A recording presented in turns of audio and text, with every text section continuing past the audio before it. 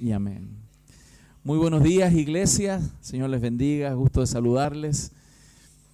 Vamos a ir directamente al sermón de esta mañana y quiero invitarte por favor a que abras tu Biblia en Génesis capítulo 42. Estoy muy contento de estar esta mañana aquí junto a la iglesia y poder expresar y compartir la palabra, ¿no? Lo que Dios nos ha permitido estudiar durante la semana, y espero que el Señor también les hable en este día.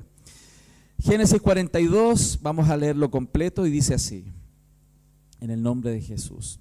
Viendo Jacob que en Egipto había alimentos, dijo a sus hijos: ¿por qué os estáis mirando? Y dijo: he aquí, yo he oído que hay víveres en Egipto. Descended allá y comprad de allí para nosotros, para que podamos vivir y no muramos. Y descendieron los 10 hermanos de José a comprar trigo en Egipto. Mas Jacob no envió a Benjamín, hermano de José, con sus hermanos, porque dijo: no sea que le acontezca algún desastre. Vinieron los hijos de Israel a comprar entre los que venían, porque había hambre en la tierra de Canaán. Y José era el señor de la tierra, quien le vendía a todo el pueblo de la tierra. Y llegaron los hermanos de José y se inclinaron a él rostro a tierra.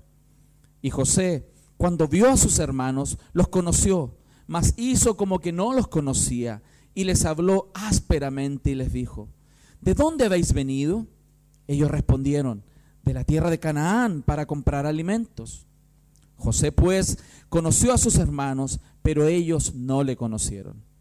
Entonces se acordó José de los sueños que había tenido acerca de ellos, y les dijo: espías sois, por ver lo descubierto del país habéis venido. Ellos le respondieron: no, Señor nuestro, sino que tus siervos han venido a comprar alimentos. Todos nosotros somos hijos de un varón, somos hombres honrados. Tus siervos nunca fueron espías. Pero José les dijo: no, para ver lo descubierto del país habéis venido. Y ellos respondieron: tus siervos somos 2 hermanos, hijos de un varón de la tierra de Canaán, y aquí el menor está hoy con nuestro padre y otro no parece. Y José les dijo: esto es lo que os he dicho, afirmando que sois espías. En esto seréis probados. Vive Faraón, que no saldréis de aquí, sino cuando vuestro hermano menor viniere aquí. Enviad a uno de vosotros y traiga a vuestro hermano, y vosotros quedad presos, y vuestras palabras serán probadas, si hay verdad en vosotros, y si no, vive Faraón, que sois espías. Entonces los puso juntos en la cárcel por 3 días, y al tercer día les dijo José: haced esto y vivid, yo temo a Dios. Si sois hombres honrados, quede preso en la casa de vuestra cárcel uno de vuestros hermanos, y vosotros id y llevad el alimento para el hambre de vuestra casa. Pero traeréis a vuestro hermano menor, y serán verificadas vuestras palabras, y no moriréis. Y ellos lo hicieron así. Y decían el uno al otro: verdaderamente hemos pecado contra nuestro hermano, pues vimos la angustia de su alma cuando nos rogaba, y no le escuchamos. Por eso ha venido sobre nosotros esta angustia. Entonces Rubén les dijo diciendo, respondió diciendo: no os hablé yo y dije: no pequéis contra el joven, y no escuchasteis. Y aquí también se nos demanda su sangre. Pero ellos no sabían que los entendía José, porque había intérprete entre ellos. Y se apartó José de ellos y lloró. Después volvió a ellos y les habló, y tomó de entre ellos a Simeón y lo aprisionó a vista de ellos. Después mandó José que llenaran sus sacos de trigo y devolviesen el dinero a cada uno de ellos, poniendo en su saco, y les diesen comida para el camino, y así se hizo con ellos. Y ellos pusieron su trigo sobre sus asnos y se fueron de allí. Pero abriendo uno de ellos su saco para dar de comer a su asno en el mesón, vio su dinero que estaba en la boca de su costal.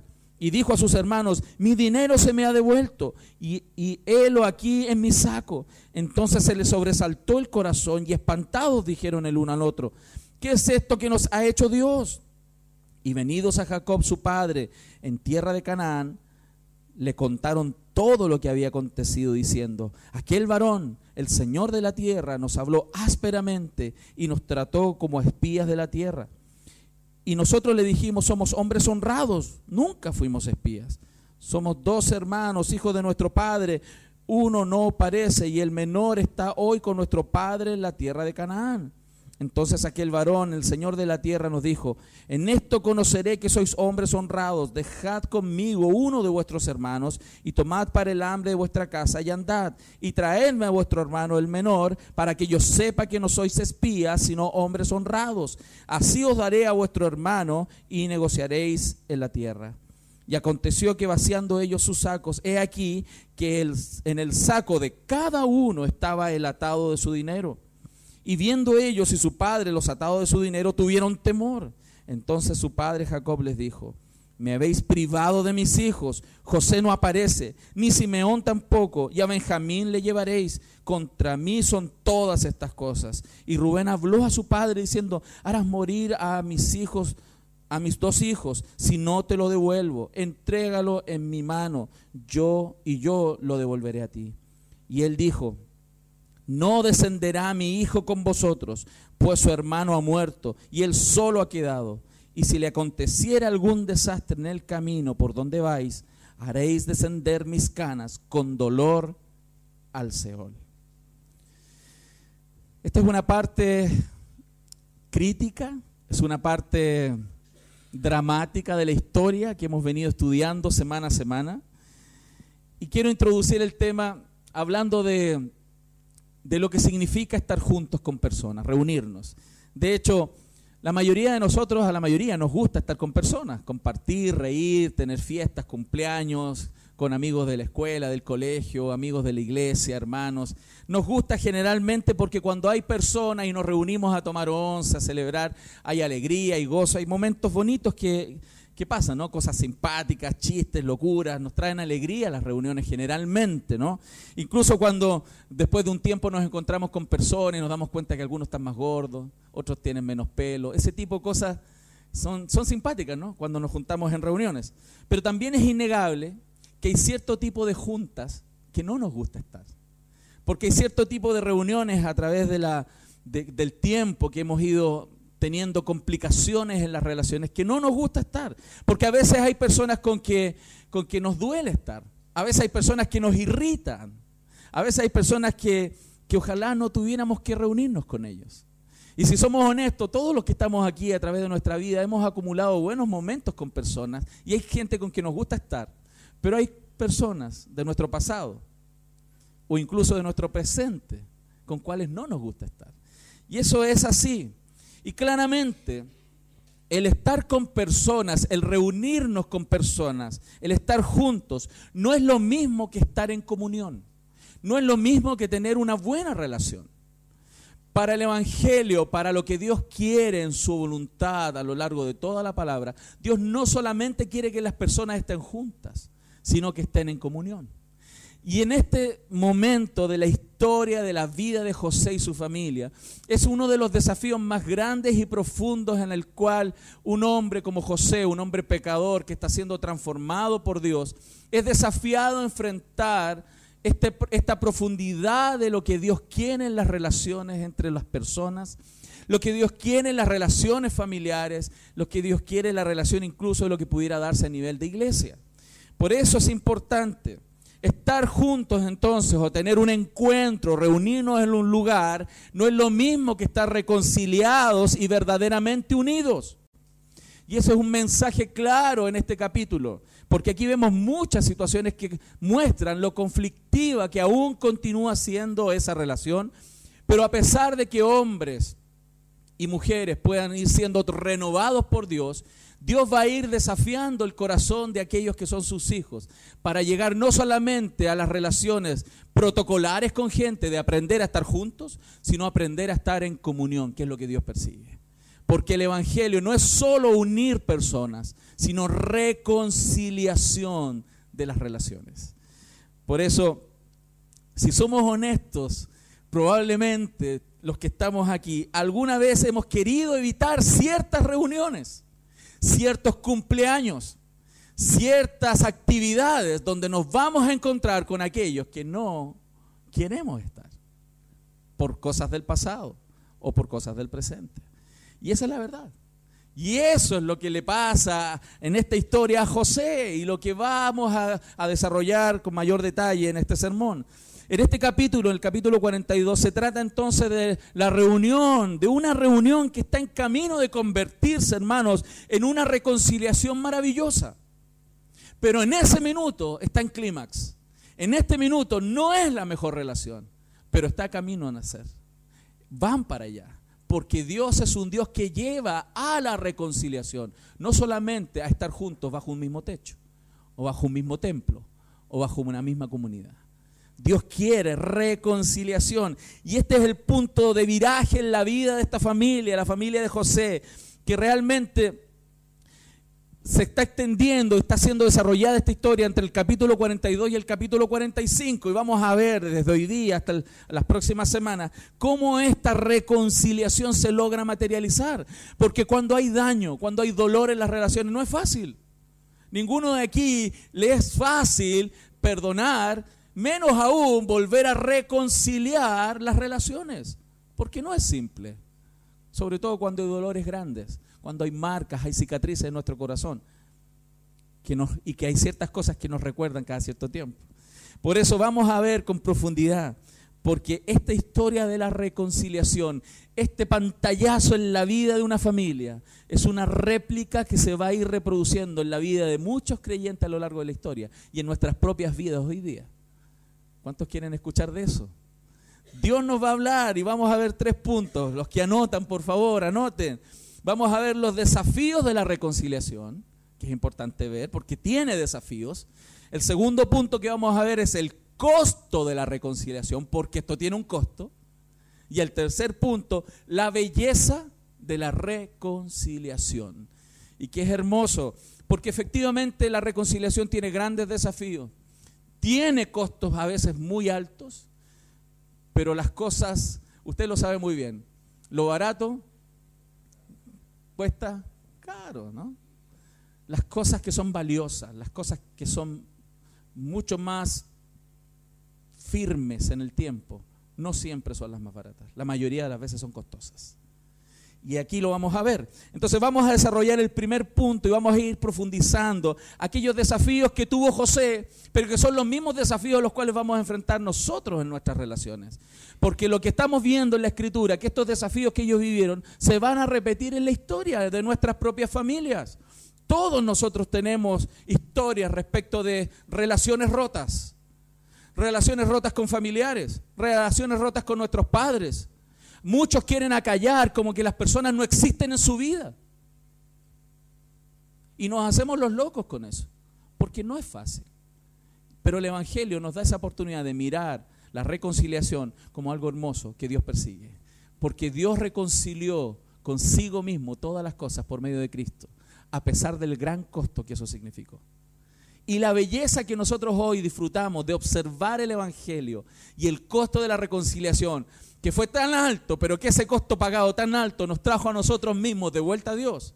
Nosotros apreciamos hoy la belleza de la reconciliación para nosotros, mas Dios nos está invitando a entender que la reconciliación no es solo para con nosotros y Él, esta relación con Dios, sino también para todas las relaciones que tenemos con las personas a nuestro lado. Y ese es un gran desafío. Vamos entonces a ver los desafíos. Metámonos en la historia. Pasaron 20 años desde que los hermanos vendieron a José. 20 años, hermanos, 20 años. Y cuando vemos esta familia y volvemos a meternos en la familia de Jacob y sus hermanos, las cosas en esta casa no han mejorado. José tiene su historia en Egipto, él está creciendo, él está siendo confrontado y madurado. Pero otra es la historia paralela que viene desarrollándose en la familia de Jacob y sus hermanos que están en Canaán.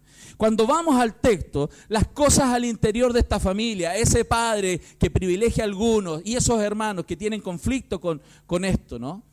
Con que un padre tenga preferidos, las cosas en ese hogar no siguen buenas. Si usted se da cuenta, el verso 1 y verso 2 dice que en Egipto había alimentos y Jacob dijo a sus hijos, ¿por qué os estáis mirando? O sea, déjense paviar. Tremendo problema tenemos aquí y ustedes mirándose. ¿Qué han pensado? Hay hambre, no tenemos que comer, nos vamos a morir todos nosotros y ustedes se están mirando entre ustedes. Así como, ¿y qué vamos a hacer? ¿Se lo imaginan, no? Así estaban. Oye, nos vamos a morir de hambre. Oh, ¿verdad? Y el papá molesto con ellos porque los tipos no están haciendo nada. Un montón de hermanos grandulones, mayores que José, José era uno de los menores, y este montón de grandulones, así conformados ante la realidad, y el padre viene y los confronta. Y el padre viene y le dice, yo oí que en Egipto hay alimentos, vayan para allá, vayan y arreglen este problema. Ustedes son los que se tienen que mover de aquí. Fíjense, y es sorprendente que estos hombres que fueron muy ingeniosos en deshacerse de su hermano que le tenían sangre en el ojo, cuando tenían este problema nada se les ocurría. Así estaban. Así estaba esta familia. ¿Qué otra particularidad vemos en este problemita? Que Jacob, el patriarca, seguía privilegiando a algunos. ¿Se acuerdan que Jacob privilegiaba a José? Aquí sigue privilegiando ahora a Benjamín. El otro chico menor, que era hermano de la misma madre que José, seguía siendo el predilecto ahora. Perdió a José, teóricamente, pero él seguía entonces derramando su predilección sobre uno, Benjamín. Los otros hermanos, no. Fíjense, es impresionante que él quería más a Benjamín que al resto. Otra vez, después de 20 años, los mismos problemas al interior de la misma familia. Y es increíble que las cosas en algunas familias, y hoy día puede pasarnos a nosotros también, que hay cosas que por años arrastramos con los mismos problemas. Aquí era lo mismo, seguían los dramas al interior de la familia. El verso 4 dice, mas Jacob no envió a Benjamín, hermano José, con sus hermanos, porque dijo, no sea que les acontezca algún desastre, y a los demás mándale nomás, si se mueren no importa. ¿Se fijan o no? Se dan cuenta que Benjamín era el protegido, pero los demás que vayan, si los matan, bueno, Dios dirá.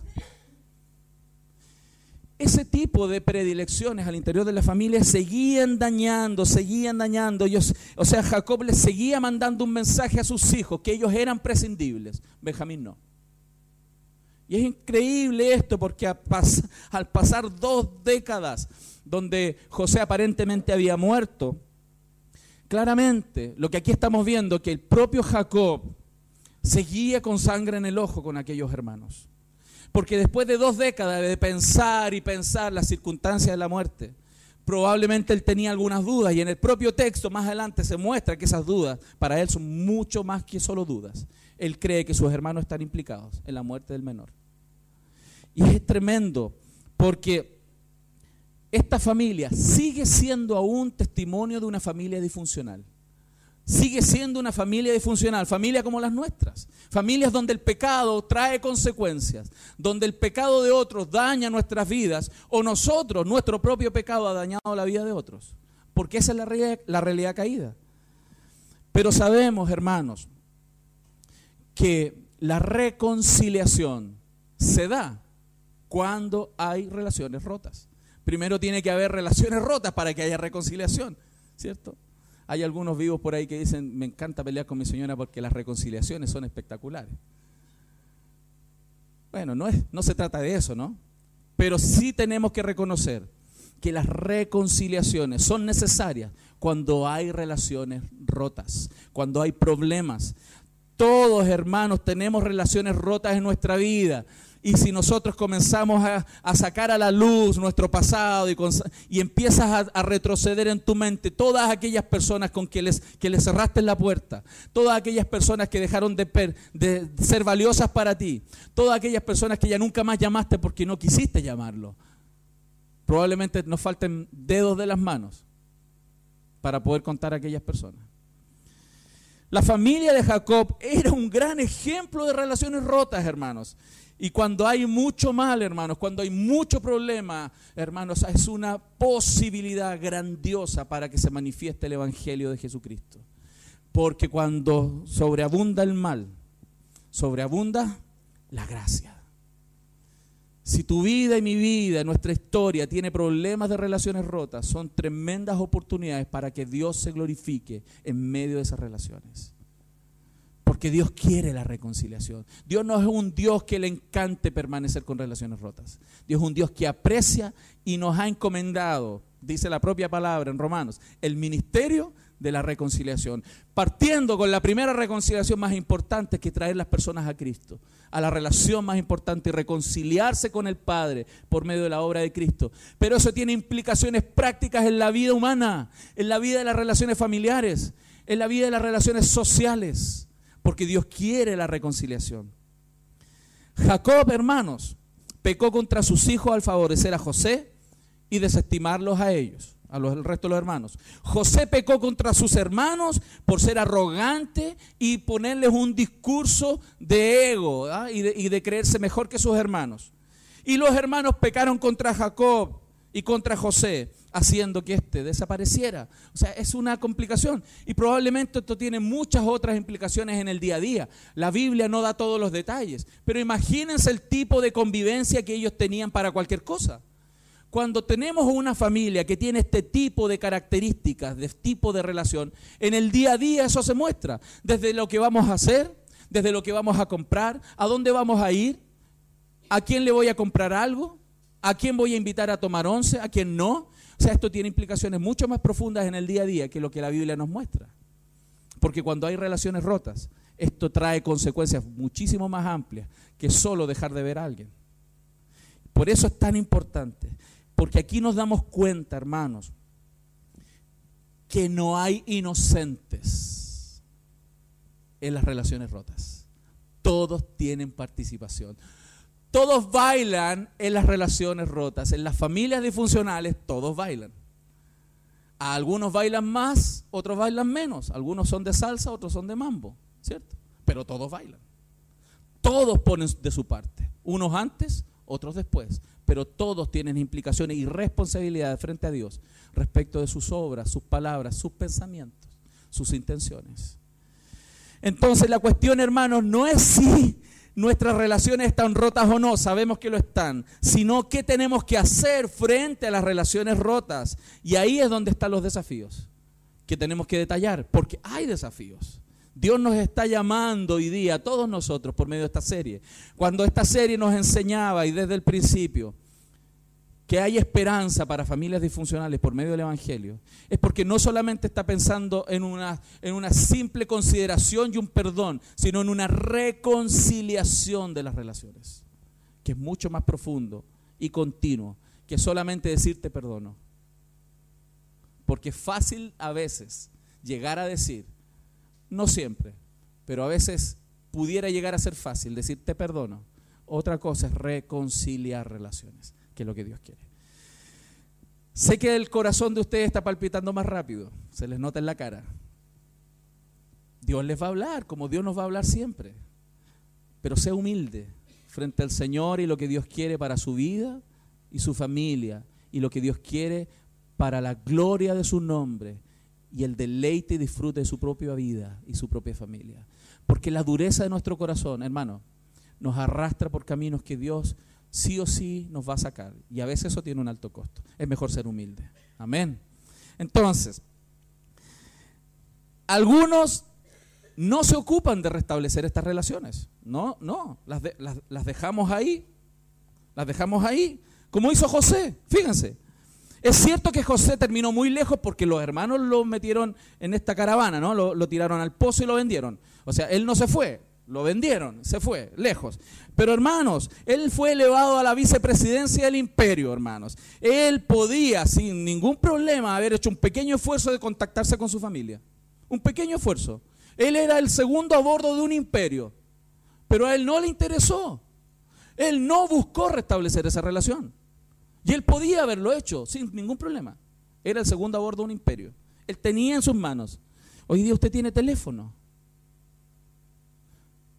Y puede hacerlo, mucho más fácil, incluso de lo que podía haberlo hecho José en ese tiempo. Mas José no lo hizo. ¡Qué tremendo! Porque aunque él podía haberlo hecho, mandar por último un mensajero a saber qué pasaba con su papá y sus hermanos, él no lo hizo. Y él podía hacerlo. Fíjense, por el contrario, José dio nombre a su primer hijo llamándole Dios me hizo olvidar. O sea, él quería liberar el dolor, por supuesto, que le causa ese pasado que es doloroso. Pero al mismo tiempo, no solamente él quería que ese peso no estuviera en su corazón, sino que quería que esas cosas desaparecieran de su vida. como a veces muchos de nosotros intentamos hacer. Buscando olvidar esos dolores del pasado en la casa de su padre. Pero es tremendo porque esto muchos de nosotros es lo que queremos hacer. Simplemente olvidar. Mas Dios no quiere que olvides. Dios quiere que reconcilies relaciones rotas.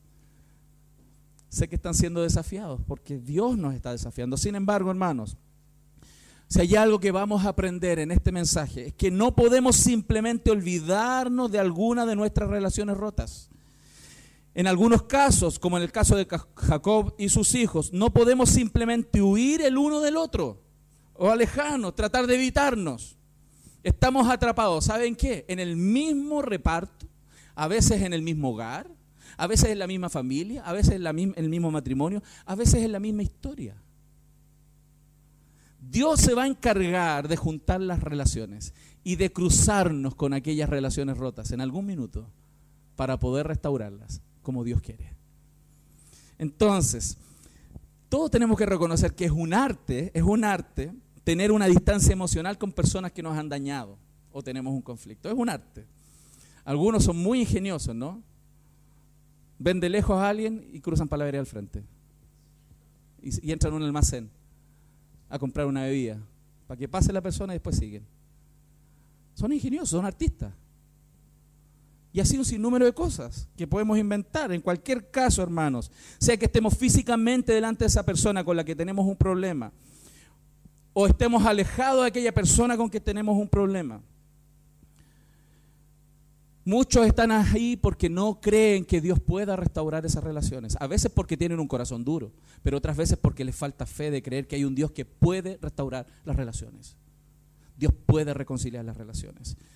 A algunos les parece imposible de imaginar que Dios pueda restaurar una relación donde hubo un intento de asesinato, mas Dios lo hizo, como en este caso. A algunos les parece imposible que Dios pueda restaurar una relación donde un padre amaba a alguno y a los demás los despreciaba. Mas Dios puede hacerlo, porque Dios puede restaurar relaciones. Por eso vamos a ver algunos desafíos. El primero de los desafíos que enfrentamos en este tema de los conflictos, de las relaciones, es que vamos a ser desafiados a enfrentar a las personas. En algún minuto, hermanos. Miren, es fácil decir que hemos arreglado el problema en nuestro corazón. Algunos me han dicho históricamente en las consejerías, no, pastor, yo tengo paz ya con ese problema que tuve en el pasado. Estoy tranquilo. Pero otra cosa es tenerlo cara a cara.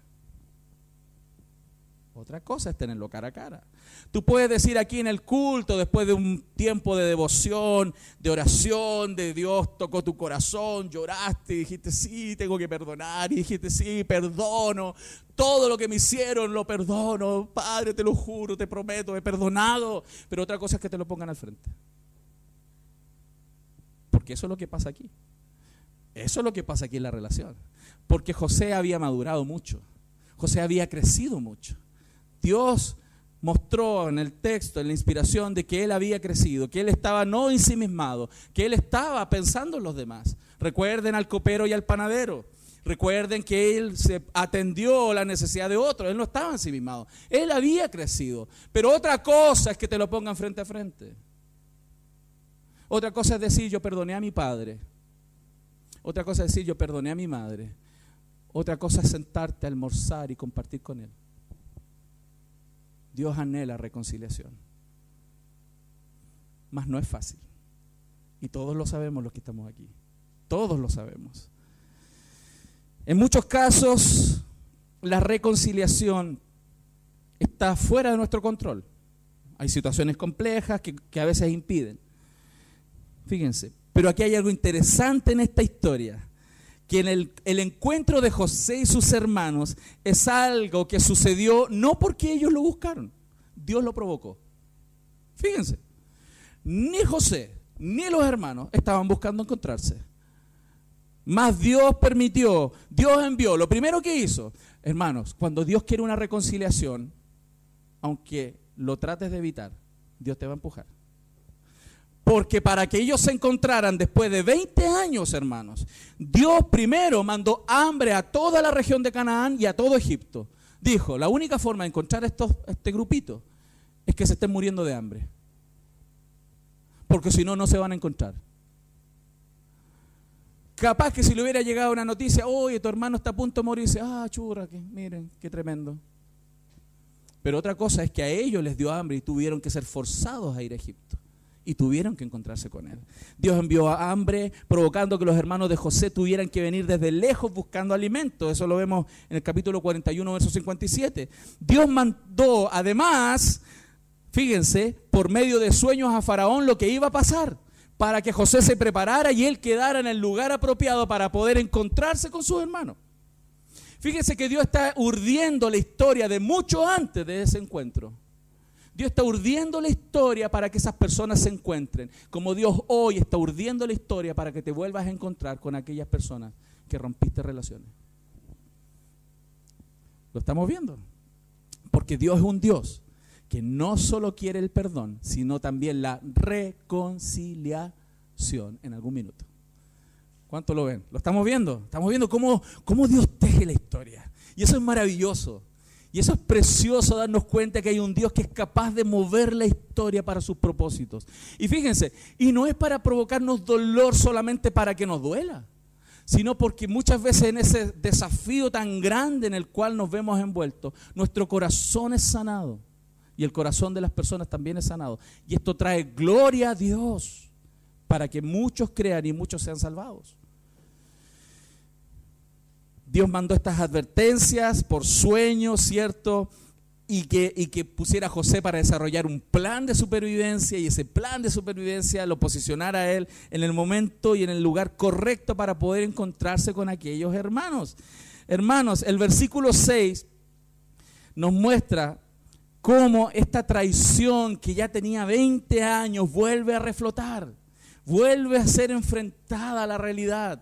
Cosas que a veces nosotros queremos dejar atrás, queremos dar vuelta a la página, queremos meterla debajo de la alfombra y dejarla ahí. Mas Dios se encarga de levantar la alfombra, porque Dios lo va a hacer. Porque Dios es un Dios de restauración completa. Dios no quiere las cosas a medias en nuestra vida. Yo le quiero hacer una pregunta, no es necesario que me la responda verbalmente. ¿No crees, hermanos, que Dios en algún minuto te va a llevar a enfrentar aquellas relaciones rotas? Sí, lo va a hacer. Lo va a hacer.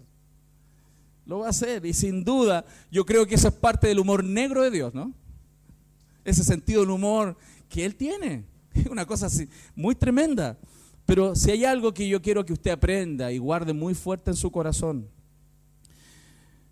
es que luchar contra los planes de Dios no funciona. Nunca va a funcionar que te resistas a lo que Dios quiere hacer en tu vida. Por ejemplo, la restauración de relaciones. Quedó muy claro entonces en este minuto que Dios estaba propiciando este encuentro, Dios estaba generando las circunstancias para este encuentro, y era la oportunidad no solo entonces para reunirse y verse. Dios no solamente quería que cruzaran los ojos y hicieran cambio de luces visiblemente. Dios no solamente quería que pudieran simplemente en algún minuto saber quién es uno y quién es otro, sino Dios estaba propiciando esa reconciliación que Dios va detallando en los próximos capítulos. Algo que no fue simple, mas Dios siempre es victorioso en el corazón de aquellos que se rinden a Él. Dios trae bendición a aquellas familias y a aquellas personas que se rinden hacia la reconciliación.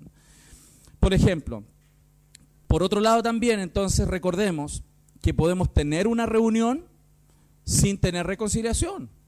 Muchas veces aprendemos a ser protocolares, ¿no? Nos encontramos con esa persona que tenemos conflicto. Hola, ¿cómo estás? ¿Cómo te ha ido? Bien. Qué bueno. Ahí nos encontramos. Te llamo. Somos artistas. Otras veces propiciamos cosas, por ejemplo, hay una cena familiar y está el papá con la mamá conflictuados y preparamos todo. Vamos a poner a la mamá en la punta de allá de la mesa y el papá en la punta de allá de la mesa. ¿Aló? ¿Pasan esas cosas, no?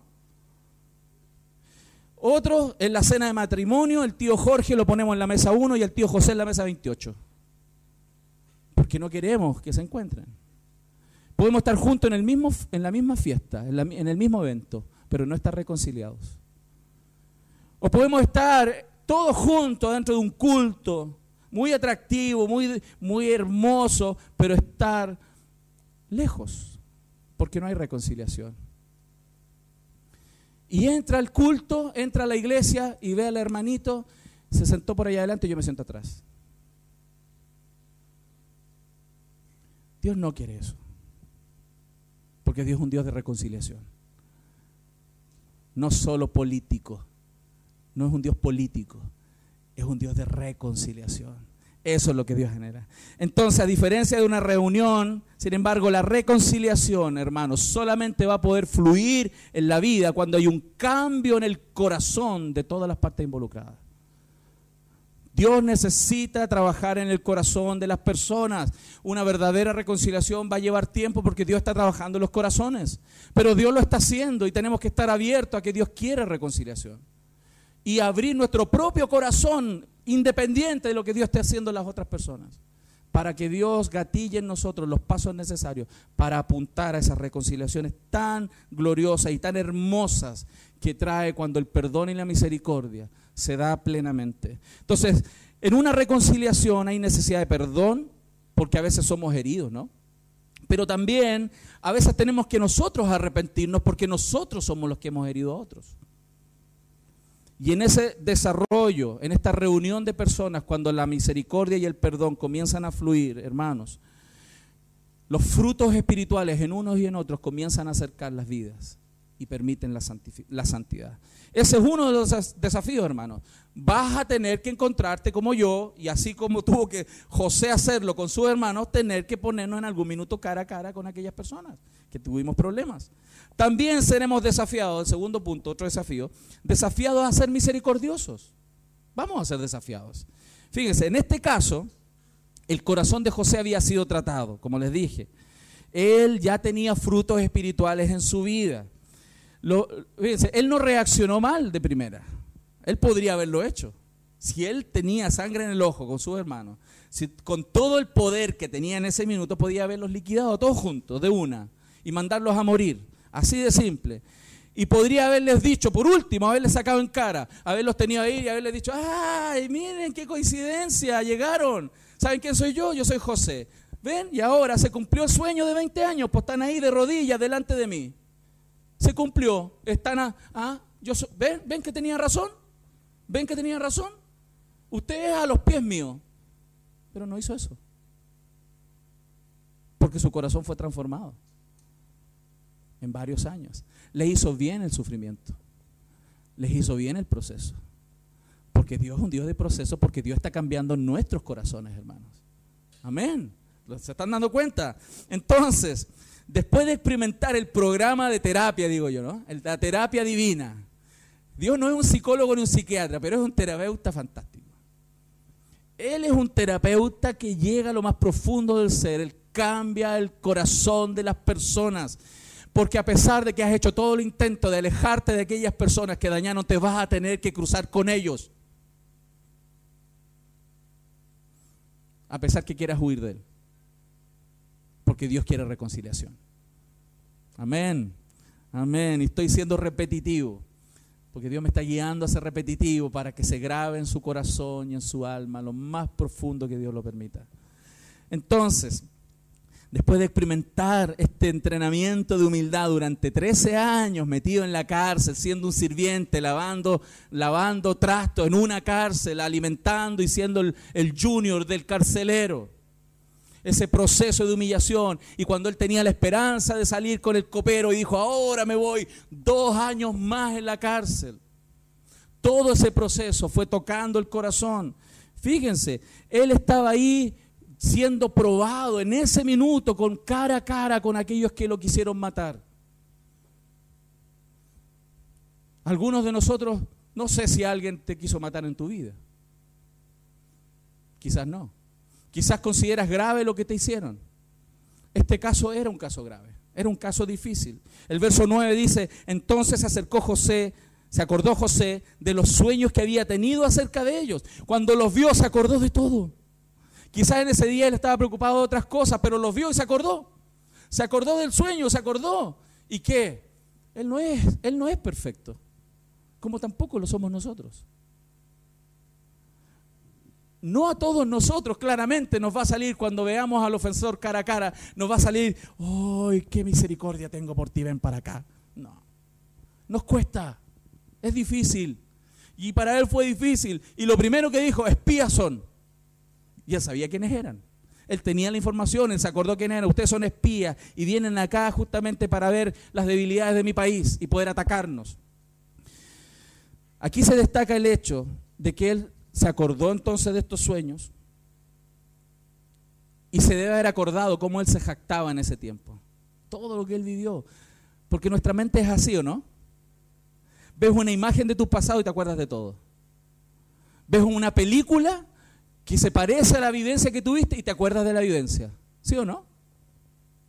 Ves la historia de un padre que abandona a sus hijos y te acuerdas de tu padre. ¿Sí o no? ¿No es así? Porque así funcionamos. Dios nos hizo así. Vas a ver un hombre golpeando a una mujer y a lo mejor te vas a acordar de eso. Porque así es. Mas a pesar de aquellos recuerdos, él estaba siendo desafiado a tomar justicia en sus manos o a ser misericordioso y reconciliar aquella relación. Dios hoy día nos está desafiando a nosotros aquí, en esta iglesia local, a reconciliar las relaciones. Poco antes de convertirse en la segunda persona más poderosa de este imperio, él finalmente aprendió a pensar primero en los otros antes que en sí mismo. Ese fue un aprendizaje previo. Gracias a Dios que Dios lo llevó por ese aprendizaje. Porque si hubiera enfrentado a sus hermanos sin ese aprendizaje, probablemente les corta la cabeza. Pero el hecho de que Dios había tenido un proceso en su vida permitió que en ese minuto él pudiera reaccionar medianamente bien ante el desafío tan tremendo que él estaba siendo sometido. Y en esto tenemos que ser honestos, hermanos. Dios sabe que somos débiles. No somos estoicos. No somos esos, golpéame nomás que no me duele. No somos así, nos duele. Y él es un hombre que le dolía la circunstancia que estaba viviendo. De hecho, el texto nos muestra que después de interactuar con él, él lloró amargamente, se tuvo que ir del lugar, tuvo que salir. ¿Se imaginan en la escena? Él enfrentando y diciéndole, ustedes son espías, les dijo 4 veces. Y ellos decían, no somos espías, no somos espías. Y él insistía. Y en ese minuto de clima, él lloró porque se estaba dando cuenta de la situación tan tremenda que estaba viviendo. Y salió a llorar afuera. Porque no es fácil, como para él no fue fácil y no es fácil para los que estamos aquí. Mas Dios anhela que nuestro corazón sea enternecido para llegar a la reconciliación con la gente. Al final, hermanos, ese segundo sueño que él tuvo todavía no se cumplía. Es claro, se cumplió el primero. Los hermanos se arrodillaron frente a él. Pero el segundo era que su padre, ¿cierto?, también se arrodillara frente a él. Pero eso no había pasado, porque el papá estaba en Canaán. Faltaba historia todavía. Faltaba historia, lo vamos a ver en los próximos capítulos. Pero incluso, hermano, a pesar de la tremenda prueba en la cual José fue enfrentado, de poner frente a sus hermanos, él no se aprovechó de ese momento. Él no se aprovechó para exigir de los hermanos que sirvieran como rehenes y maltratarlos, sino que solamente al final dejó a uno. Al principio había dicho todos de rehén. Él se fue a llorar, volvió a los 3 días. En ese tiempo él tiene que haber reflexionado. En esos 3 días él tiene que haber orado. En esos 3 días él tiene que haber llorado. Y volvió y dijo, váyanse, dejen a uno solo aquí. Porque Dios nos está dando oportunidades.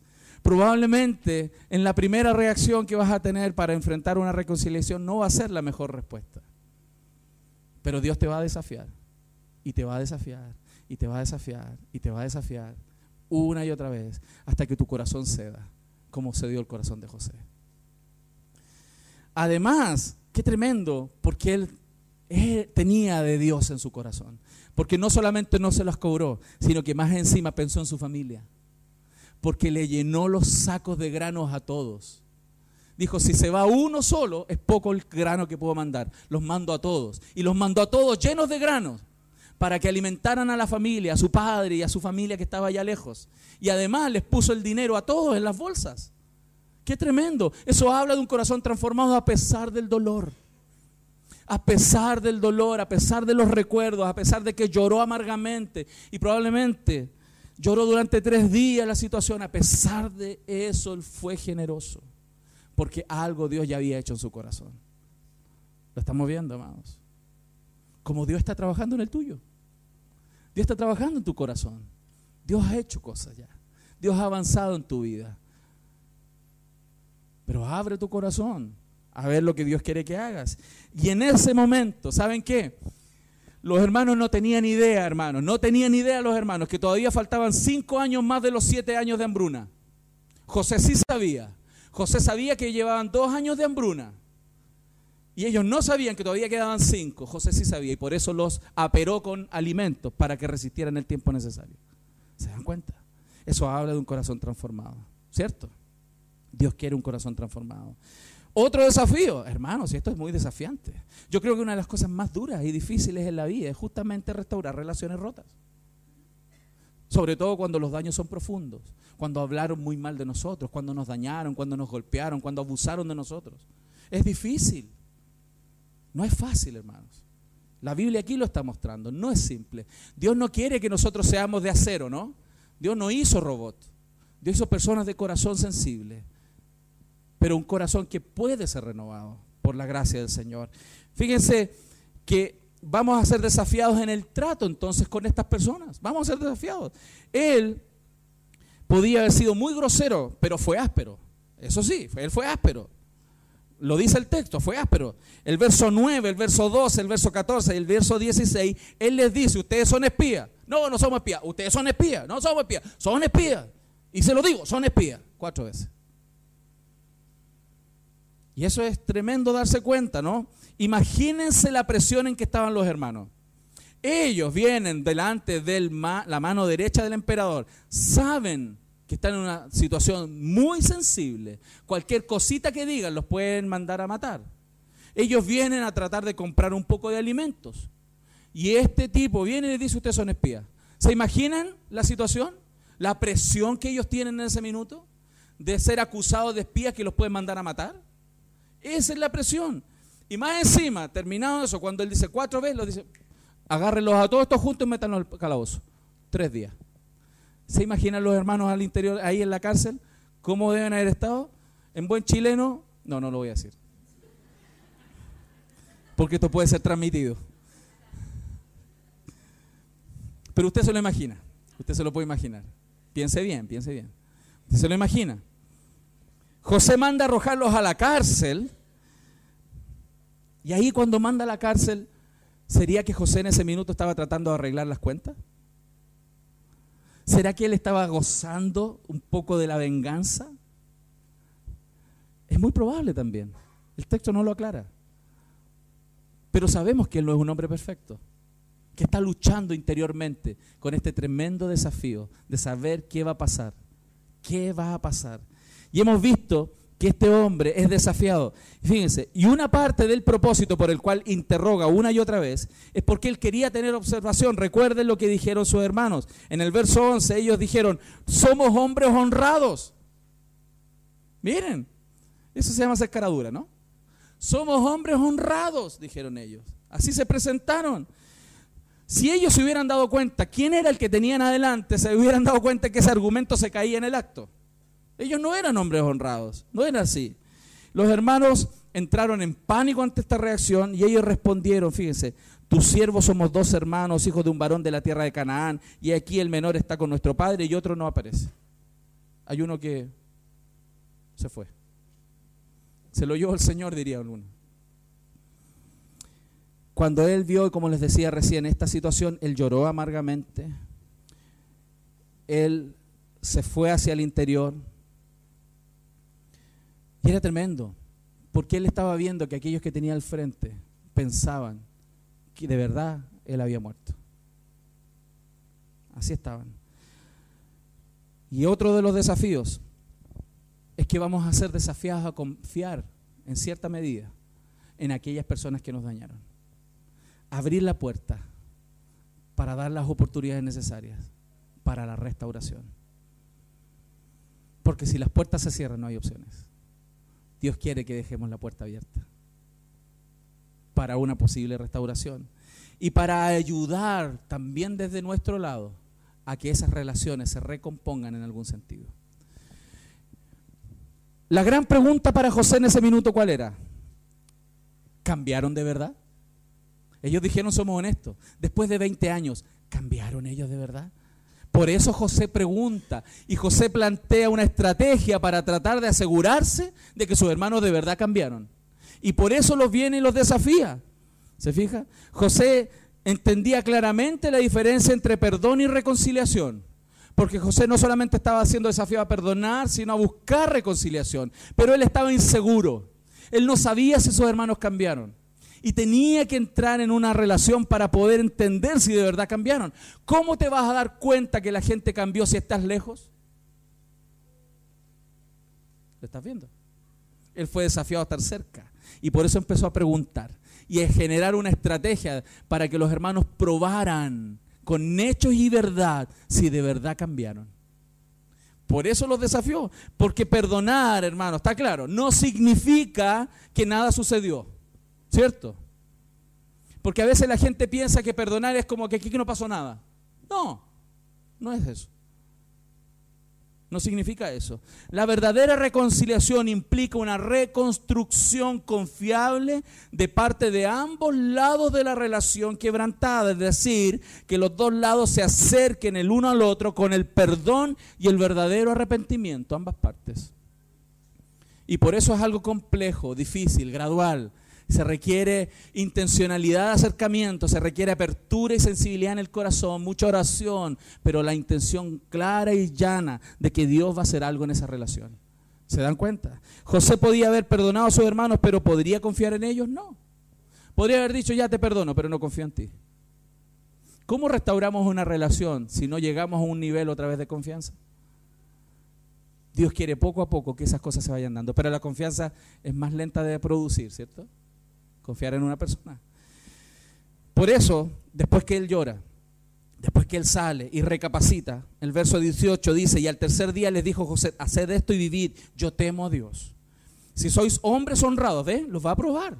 Ellos dijeron, somos hombres honrados, y él estaba en la lucha. ¿Me estarán diciendo la verdad o no?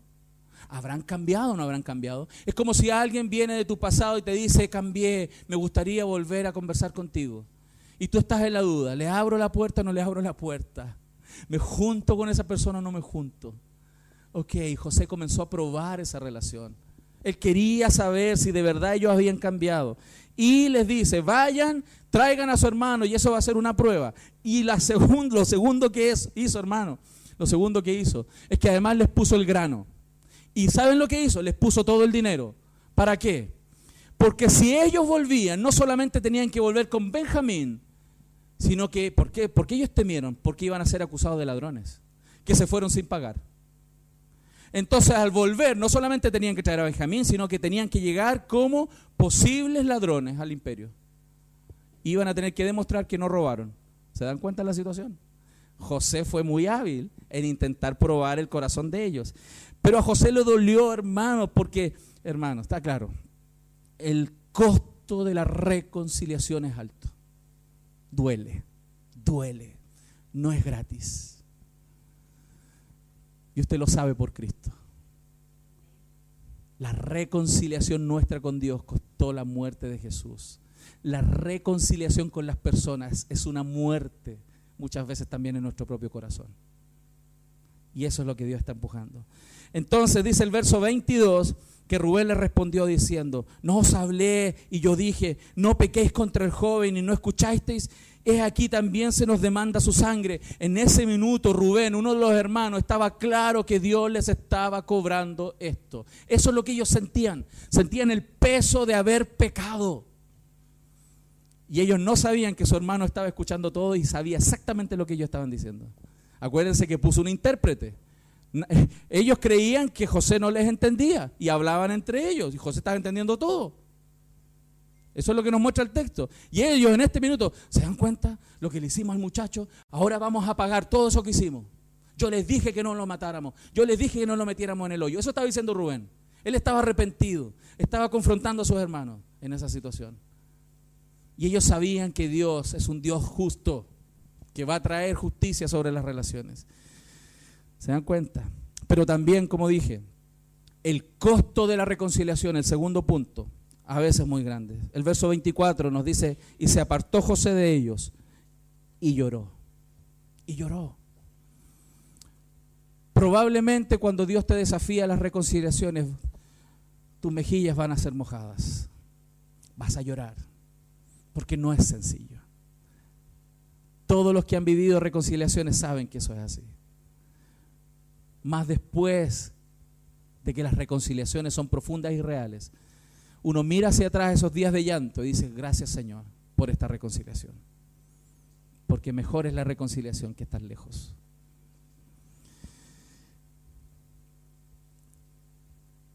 No hay reconciliación entonces sin pagar un alto precio.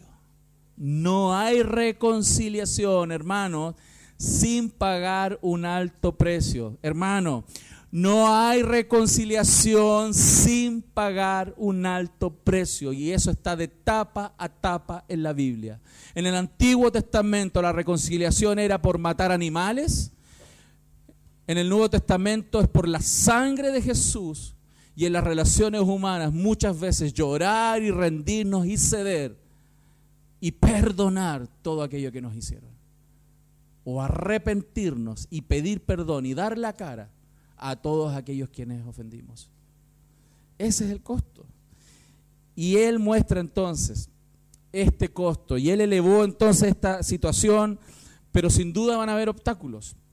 En este caso en particular, los hermanos después que descubrieron este tema del dinero, etcétera, y se complicaron, y nos vamos un poco a la historia de lo que pasó allá, los hermanos llegaron a Canaán, llegaron a ese lugar, se está intentando la reconciliación en el corazón de José, pero estos llegan a la casa de su padre, están ahí y le cuentan la historia, que es lo que habían vivido, hermanos. Y ellos, si ustedes se dieron cuenta o no, yo se los quiero aclarar, ellos maquillaron la historia. Ellos no contaron a su papá todo. Si usted pone atención, se va a dar cuenta que ellos contaron parte de la historia, hermanos. Ellos no dijeron, por ejemplo, de que su hermano había quedado preso. No, dijeron que quedó allá. Pero no saben que está en la cárcel. Y no saben que si, fíjense, que puede morir.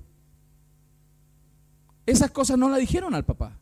Y eso está ahí en el texto. Y ellos vienen y le encuentran una tremenda historia, súper fantástica.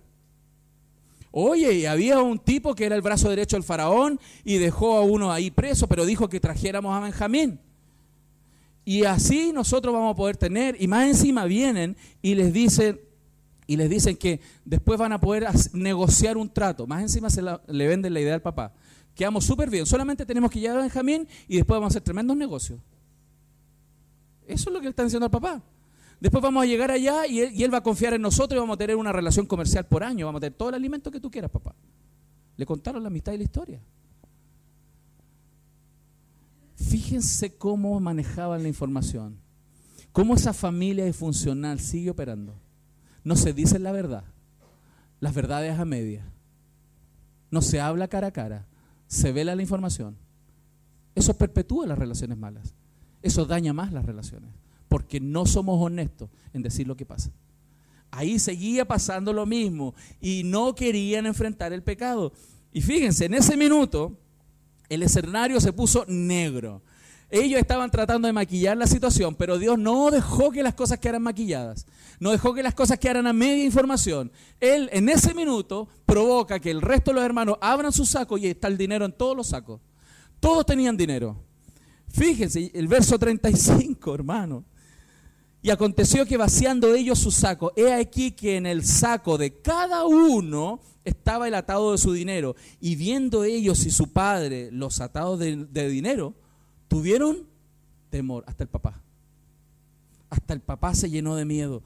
Percibieron que no solo uno, sino que todos los hermanos aún tenían dinero. ¿Se dan cuenta cómo eso en ese minuto tiene que haber despertado mayor duda del padre? ¿No se repite la historia?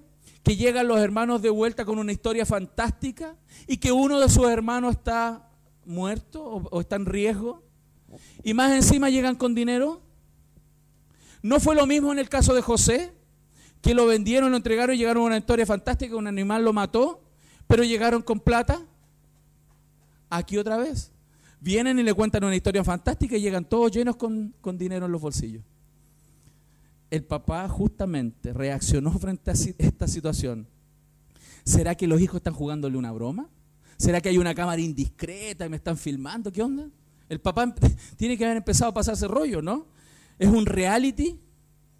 ¿Qué onda? Es la misma historia. Un hermano no está, hay dinero en los bolsillos, y ahí el papá dice, no, a Benjamín no se lo llevan. Ahí el papá dudó de todos ellos otra vez. Me están mintiendo. Me están mintiendo. Fíjense el problemita en esa familia. Hermano, y esto que parece comedia venezolana, brasileña y un mix, ¿no? Es vida real. Porque ese tipo de cosas pasan en nuestras familias. Ese tipo de cosas suceden. Sea lo que fuere, en la escena siguiente, fíjense, José en Egipto esperando, fíjense la situación en ese minuto al final de la historia. José en Egipto esperando ver si sus hermanos cambiaron de verdad. Ahí está José, esperando si sus hermanos cambian. Simeón está en prisión, el hermano mayor que se tuvo que quedar, ya está en Simeón, a ver si sus hermanos van a venir. No vaya a ser que me hagan lo mismo que le hicimos a José. Está confiando y esperando en cárcel que sus hermanos regresen. Los hermanos están esperando y preguntándose si podrían o no volver a Egipto, porque ahora hay que volver y además dar la cara con todo el dinero que nos trajimos. Y Jacob no cree en sus hijos y no quiere perder a su otro predilecto. Y él dice, prefiero perder al que está allá que perder a Benjamín. Wow. Ese es un familión. Es un familión. Lo que tenemos que enfrentar aquí es lo que ellos tuvieron que enfrentar. Que la realidad es dolorosa. La realidad no es sencilla. Cuesta. Tiene costos. No es fácil. Mientras Dios hace las reconciliaciones, mientras Dios junta todas las historias para llegar al punto de la reconciliación, va a pasar un tiempo que a veces es doloroso. ¿Se dan cuenta? Pero Dios lo va a hacer, sí o sí. Y aquí es donde llegamos al último punto, hermanos. La belleza de la reconciliación. La belleza. Somos personas profundamente dañadas, ¿cierto? Algunos más que otros, por supuesto, por las personas que pecaron contra nosotros, y nosotros mismos hemos sido personas que hemos herido a otros, como lo he dicho varias veces. Ansiamos muchas veces desesperadamente vencer la vergüenza de nuestros propios pecados contra el prójimo, y el dolor también vencerlo del pecado de otros contra nosotros. ¿Cuál es el problema de esto? ¿Por qué nos cuesta tanto? Porque generalmente vemos la reconciliación como un tema horizontal solamente. Vemos que esto se trata, ¿cierto?, de la visión que tengo de la persona que me dañó o la persona a la cual yo dañé, y no nos estamos dando cuenta que el problema más grande se produce entre nosotros y Dios. Porque ninguno es inocente. Todos pecamos, todos tenemos que reconstruir las relaciones porque todos tenemos participación. Cuando miramos en perspectiva la historia de la familia de José, y así también toda la Biblia, va a parecer algo hermoso, hermanos. Vamos a darnos cuenta que el Evangelio es precioso, porque la verdad es que frente a todos estos problemas que vivimos en la vida, hermanos, con otros, nuestra situación es mucho peor y mucho mejor de lo que podíamos imaginar. Y quiero explicar eso. ¿Por qué mucho peor y mucho mejor? Porque cuando hay relaciones rotas, ¿por qué es mucho peor? Porque solamente pensamos que esto se trata de las personas. Pero la situación es mucho peor de lo que imaginamos. Porque el problema no se trata solo de las personas con que tenemos el problema. Se trata del problema que tenemos con Dios. De las cuentas que tenemos que darle a Dios. Por eso es complejo. Porque una relación rota y un corazón que se resiste a reconciliar tiene que darle cuentas al Señor. ¿Aló? Por eso la situación es peor. La gente se olvida de eso y lo quiere dejar en el pasado y quiere evitar esas relaciones. Pero su problema es complicado porque tienes un Dios de los cielos que no se va a olvidar. Nosotros tratamos de olvidar, mas Dios no se olvida. El gran punto de cambio en la historia entonces sucedió cuando los hermanos comenzaron a ver que el mal que hicieron contra José fue primero contra Dios y merecían ser castigados. Los hermanos llegaron a ese punto de reconocer que ellos tenían responsabilidad. Y eso empezó a gatillar la reconciliación. Cuando el ofensor y el ofendido se dan cuenta que tienen algún grado de responsabilidad y frente a Dios piden perdón, comienza el proceso de cambio y de reconciliación. Pero también es mucho mejor de lo que nosotros imaginamos, porque a veces vemos insalvable este problema. Pero ¿por qué es mucho mejor? Porque Dios nos reconcilió consigo mismo y puso su Espíritu en nosotros para guiarnos y ayudarnos en nuestra debilidad. No estamos solos frente a la reconciliación. El Dios de la reconciliación está en nuestros corazones. Y si usted ora a Dios, si usted busca la dirección del Señor, el Señor le va a dar toda la fuerza para poder enfrentar las reconciliaciones que Dios quiere que sean. Amén. Amén. Más impresionante aún entonces es que su salvación, hermano, tu salvación y la mía estaba ligada, ¿cierto?, a esta relación rota que Dios unió y reconcilió por medio de Cristo. Fíjense esto que José hizo. José estaba siendo desafiado, tenía que perdonar a los ofensores, tenía que perdonar a aquellos que lo vendieron. Él fue alejado de su padre. ¿No les parece eso a Cristo? ¿No es tipo de Jesús? Jesús fue la sombra, una sombra de lo venidero. Jesús fue la sombra de aquel que vendría a reconciliarnos completamente. Por eso nadie va a lograr reconciliaciones en esta vida si primero no se da cuenta la tremenda reconciliación que usted mismo ha recibido. A veces se nos olvida. Ya es tan común estar en Dios, con Dios y hablar con Él, que no nos damos cuenta el alto precio que significó el hecho de que estemos reconciliados con Él. La Escritura dice en 2 Corintios 3:18, por tanto nosotros todos, mirando a cara descubierta como en un espejo la gloria del Señor, somos transformados de gloria en gloria en la misma imagen como por el Espíritu del Señor. Ese Señor día a día va a renovar nuestro corazón y está renovando nuestro corazón para que la reconciliación se produzca en nuestras relaciones. ¿Qué tiene que ver entonces este mensaje con todas esas personas que no puedo relacionarme? ¿Qué tiene que ver esta enseñanza con aquellas personas con las cuales me cuesta verme? ¿Qué tiene que ver este mensaje con la relación con personas que no soporto? ¿Qué tiene que ver este mensaje o este sermón con aquellos que no puedo renovar mi amistad? A pesar de que le he puesto empeño, yo creo que tiene todo que ver. Porque Dios nos está desafiando hoy día a que consideremos en estos días que vienen cuáles son las relaciones a las cuales Dios nos está llamando hace rato a reconciliar. Y si hoy estás en una situación difícil con alguien, abre tu corazón y dile a Dios qué espera Él de ti, no del otro, de ti en esta situación. Amén.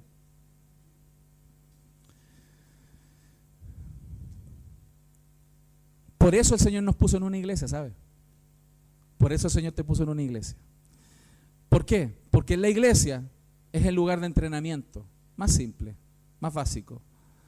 Es el lugar donde vas a recibir los ladrillos que necesitas para construir una reconciliación. Los ladrillos son la confesión de nuestros pecados, el arrepentimiento y el perdón de los pecados de los otros. Aquí vas a aprender, vas a tener roces con un hermano, vas a tener un problemita por aquí por allá. El pastor un día tú vas a querer saludarlo y no te vio y tú te vas a ofender porque no te saludé. Y bla, cositas aquí, pequeñas cositas, pequeños entrenamientos que te van a ir ayudando para poder restaurar las otras grandes relaciones que Dios te está desafiando. Por eso es tan importante estar en una comunidad de iglesia, porque aquí crecemos juntos, aquí somos desafiados a poner en el lugar correcto todos los mandamientos que Dios nos está desafiando a hacer. ¿A cuánto Dios les ha hablado? Amén. Dios nos ayude, hermanos, Dios nos ayude. Y una de las cosas preciosas que Dios hace es darnos su palabra, mostrarnos a Cristo. Lo que hacemos hoy día en Santa Cena, lo que vamos a hacer aquí en Santa Cena, es justamente recordar ese acto de reconciliación.